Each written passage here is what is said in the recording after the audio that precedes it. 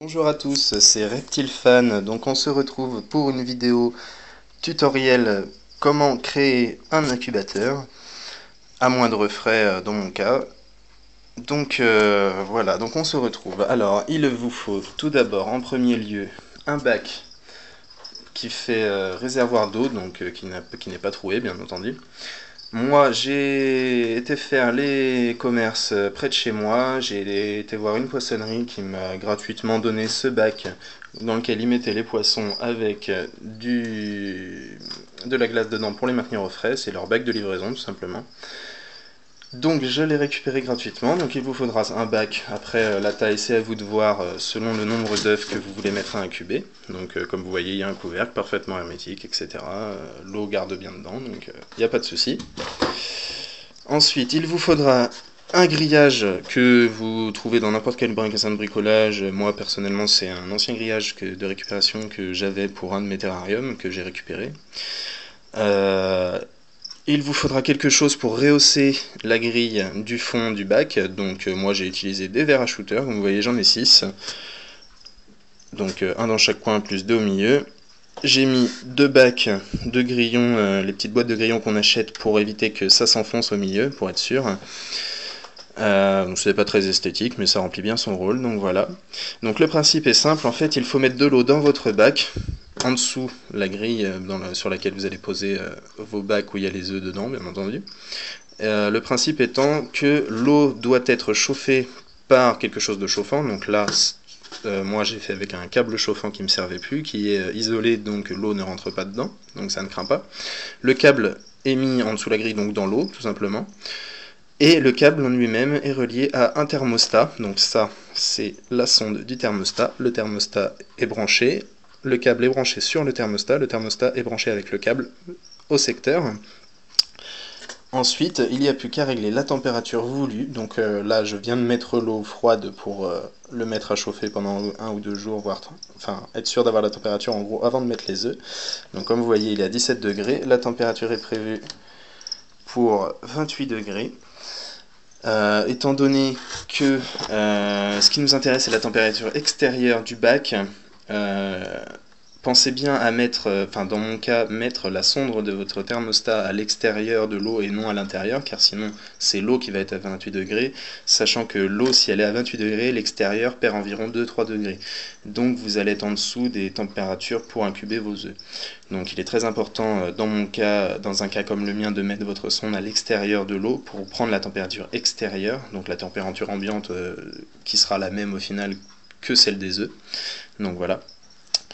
Dans d'autres cas, vous pouvez voir, vous aurez d'autres solutions éventuellement, par exemple avec un plongeur chauffant comme pour les aquariums à tortues. J'ai pensé à ça moi à la base au début, donc auquel cas il faudrait installer d'autres thermomètres pour vérifier la température. L'avantage de mon système, c'est qu'en fait la température, nous pouvons la vérifier directement de l'extérieur de l'incubateur sans l'ouvrir tout le temps, donc c'est plutôt pas mal.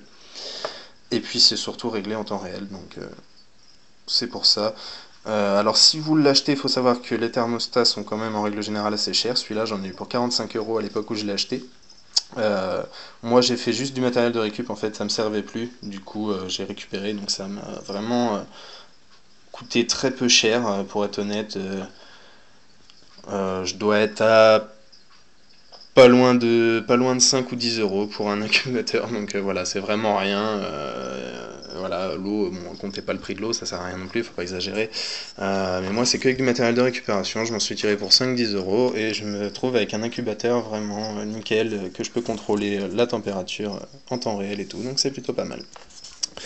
À savoir, ce qui est intéressant aussi d'avoir une boîte hermétique, c'est qu'en fait, au final, l'eau qui s'évapore avec la chaleur va rester dans le bac, donc va produire une hygrométrie constante, sachant que les œufs ont besoin d'être dans une très bonne hygrométrie pour être dans des bonnes conditions pour éclore. À savoir que moi, dans la vidéo précédente, comme vous avez vu, c'est mon caméléon Calyptratus femelle qui est gravide, donc c'est des œufs de caméléon que je vais faire éclore. Selon l'espèce que vous avez à faire éclore, les températures d'incubation ne sont pas forcément les mêmes, donc faites attention. Le minimum de température d'incubation pour les caméléons calipratus est 25 degrés et au maximum 30 degrés. J'ai vu avec quelques éleveurs, j'ai eu quelques conseils, on m'a conseillé 27-28 degrés, donc c'est pour ça que le mien je l'ai réglé à 28 degrés. Donc voilà, j'espère que cette vidéo vous aura appris quelques petits trucs pour faire votre incubateur.